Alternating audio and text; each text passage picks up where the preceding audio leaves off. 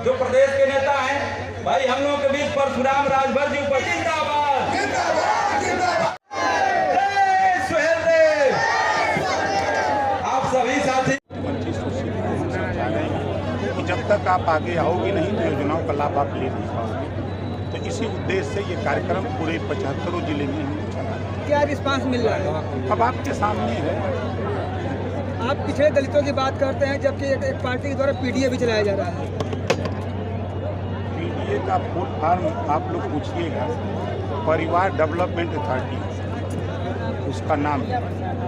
इस नाते कि जब सरकार बनती है तो बोरा का बोरा वोट मुसलमान देता है, सरकार बनने के बाद उसको खाली झोरा थमा दिया जाता है कि तुम एमएलए बन सकते हो, एमपी बन सकते हो, लेकिन तुम समाज के बच्चों को, बेटियों को सिपाही, दरोगा, बाबू, चपरासी, तहसीलदार बनाने के लिए अपने मुखिया के सामने लड़ नहीं सकते। यही पीडीए का मतलब है। राजभर जी, पूरे प्रदेश में कानून व्यवस्था की बात की जा रही है, लेकिन अमेठी में जो पिछले कल हुआ है, एक ही परिवार के 4 दलितों की हत्या की गई है। क्या लगता है कानून व्यवस्था कितने बेहतर तरीके से काम कर रहा है? आप उसको जान लीजिए, वो प्रेम प्रपंच का मामला है, उससे कौन सा कानून लैंड आर्डर। और सबसे मजे की बात कि आप देख रहे हैं जो भी घटनाएं सामने आ रही हैं, चाहे फैजाबाद रेप का मामला हो, चाहे मऊ रेप का मामला हो, चाहे कन्नौज रेप का मामला हो, चाहे कुशीनगर नकली नोट बरामद का मामला हो, हर जगह तो समाजवादी पार्टियां के लोग आ रहे हैं। ऐसा क्यों? अभी एक पूर्व विधायक और एक उनके भाई, वो भी रेप के मामले में फंसे हैं कल का। भाई कानून अपना काम कर रहा है तब न फंस रहे हैं, कानून अपना काम नहीं करता तो कैसे फंसते? सिर्फ समाजवादी पार्टी के ही लोग रेप के मामले में क्यों फंस रहे हैं? अब उन्हीं से पूछिए कि ऐसा क्यों हो रहा है, ऐसा क्यों हो रहा है, ये उसका जवाब वही दे सकते हैं। हम लोग तो कानून के दायरे में काम कर रहे हैं, जांच हो रही है, जांच में जो पकड़ा जा रहा है उसके खिलाफ कार्रवाई।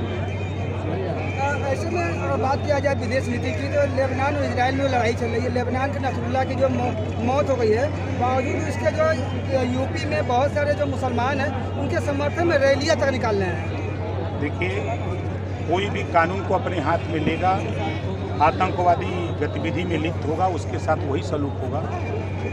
जो कानून कहता है कानून के दायरे में कार्रवाई। मंत्री जी, उपचुनाव होने जा रहा है ये उत्तर प्रदेश में, उसमें आपकी पार्टी कहाँ तक काम कर रही है? हमारी पार्टी चुनाव नहीं लड़ेगी, 10 सीट पर हम लोग काम कर रहे हैं। हम चाहे वो मिर्ज़ापुर की बात हो, चाहे अयोध्या की बात हो, चाहे अम्बेडकर नगर हो, चाहे अलीगढ़ हो, चाहे आपके संभल हो, चाहे गाजियाबाद हो, 10 सीट पर हम कार्यक्रम अपनी पार्टी का खुद संगठन धरातल पे हम लोग बना रहे हैं। जो भी उम्मीदवार एनडीए गठबंधन से आएगा वो उसको जिताने का काम होगा। एक चर्चा चल रही है कि आरक्षण में जो वर्गीकरण की बात की जा रही है, आने वाले समय में फिर से जो है किसी को मुद्दा बनाया जाएगा और आरक्षण में वर्गीकरण कर दिया जाएगा। 22 साल से हम कह रहे हैं ना ये बात।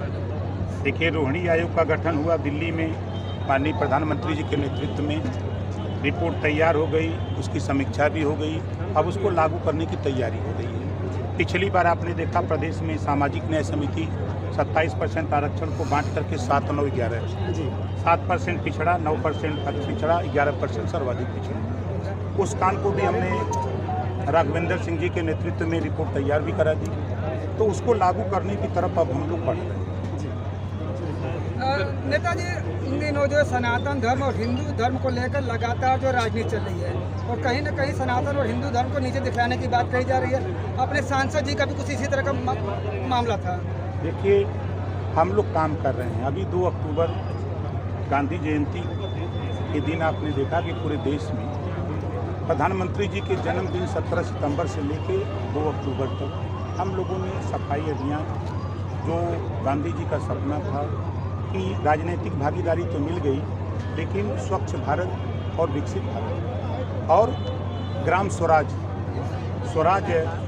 ग्राम स्वराज स्थापित हो, गांव का राज, उसके लिए हम लोग काम कर रहे हैं। ये बयान दे करके व्याकुल भारत की तरह हैं ये लोग कि जल्दी सत्ता मिल जाए, हम का बोल दें कि जनता हमारे संग आ जाए। 20 साल लगातार, 20 साल तक ये लोग अब डमरू बजावें। नेताजी, बिहार और गुजरात में शराबबंदी है, आप भी अपने मंचों से कई बार जो है शराबबंदी की बात कर चुके हैं। आपके अरविंद राजभर जी ने आज इस बात को उठाया है क्या लगता है कि ओम प्रकाश राजभर शराबबंदी की बात को जो है मंत्रिमंडल में या केंद्र सरकार के तक उठाएंगे ये? हम कानून बनवाने की तैयारी में हैं। 35% आरक्षण महिलाओं को दिया जा रहा है, इसी उद्देश्य से दिया जा रहा है कि चलो सदन में 403 में 1/3, 543 में 1/3 महिलाएं जीत के जाएंगी तो अपनी लड़ाई खुद लड़ेंगी। हम अगर नहीं लड़ने में कमज़ोर हैं तो इनको वहाँ पहुँचा करके मोदी जी की सोच है कि ये खुद सदन में आवें, ये अपनी लड़ाई जो जिस चीज़ों को लेकर पीड़ित हैं उसका कानून यहाँ बना करके वो खुद आगे आकर के काम करें। यानी कि शराबबंदी के पक्ष में है यहाँ पे? हम तो हमेशा 22 साल से लड़ते आए हैं। कुछ लोग गांजे पर भी का लाइसेंस की बात कर रहे हैं। अब देखिए उनका विषय है, हम स्वच्छता की बात करते हैं, स्वच्छ भारत की बात करते हैं, हम विकसित भारत की तरफ जाना चाहते हैं। अभी आपने देखा 0 पॉवर्टी से पहली बार देश में एक ऐसा कानून 5 लाख गरीबों के इलाज के लिए। मैं खुद ऐसा व्यक्ति हूँ कि कोई दिन ऐसा नहीं है कि 8 लाख 10 लाख 15 लाख प्रतिदिन वर्क डे में हमारे दस्तखत से विवेकाधीन कोष से गरीबों के इलाज के लिए पैसा जा रहा है, प्रतिदिन जाता है। मंत्री जी, अभी जो इजराइल में लड़ाई चल रही है, अभी आपके विधानसभा क्षेत्र का मजदूर गए हैं, वहाँ पे कुछ जखनिया विधानसभा के मजदूर गए हैं, उसका क्या लग रहा है? उसके बारे में कुछ अपडेट है? क्या जानकारी है कि किस तरह से लोग सुविधाएं मिल रही है? पत्र मिला हमको, उस पत्र को हमने दिल्ली बात किया कि इस तरह के लोग फंसे हुए हैं, तो उनका डिटेल इकट्ठा किया जा रहा है, उनको सुरक्षित वहाँ से वापस भारत लाने की तैयारी है। परिवार वालों से कुछ बात हुई आपकी? नहीं, परिवार से हमारी कोई बात नहीं, किसी ने पत्र मुझे दिया था, उसी पत्र पे मैंने कार्रवाई शुरू की है। शुरू कर दिया, मतलब वतन वापसी हाँ, कराया जाएगा? बिल्कुल कराया जाएगा।